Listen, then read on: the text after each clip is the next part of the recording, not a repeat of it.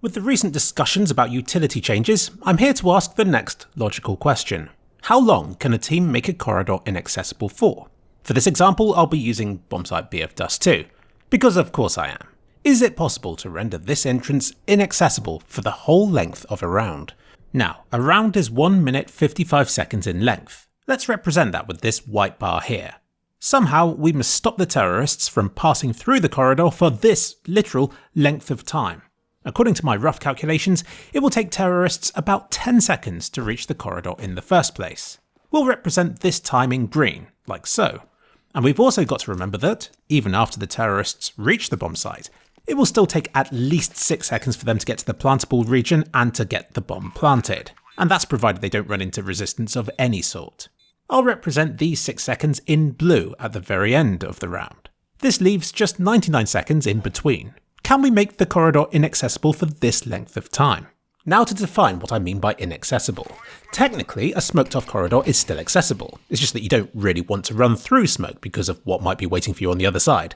And sure, you can argue that you can flash yourself in and whatnot, but for the sake of this video, I'm going to deem a smoked-off corridor to be inaccessible, because it gives the defending side a major advantage.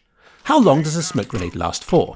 For this video, I considered it to be the length of time the smoke was either fully opaque or so thick that you're unable to see much through it. Measuring it like this, it came to just over 17.5 seconds in length. So we're already doing well. 5 smokes thrown at the perfect times can obstruct a corridor for just under a minute and a half. Now all we need to do is to deal with the remaining 12 seconds. The next best choice after a smoke is a Molotov or incendiary grenade. These walls of fire last for about 7 seconds. Again, you can argue that they don't really render it inaccessible since you can smoke it off or you can run through them if you want to. It's just that you'll sustain damage. I'll take this into consideration though and say that the very beginning and the end of the fire probably doesn't really count. So you're talking about 5 seconds where the fire will inflict serious damage across a considerable distance.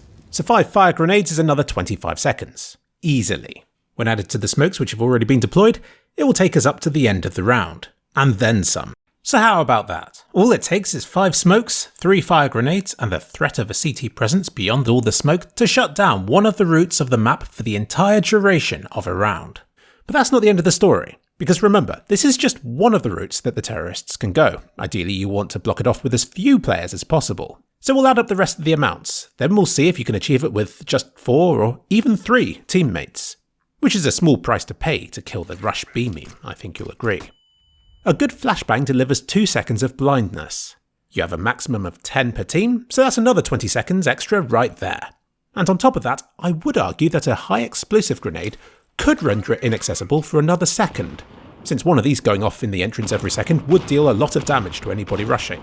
Unfortunately, current buy limitations means that you won't be able to carry a high explosive grenade in addition to the other superior corridor blocking grenades that I've already mentioned. So for the sake of this video, I'm going to forget about the explosive grenades.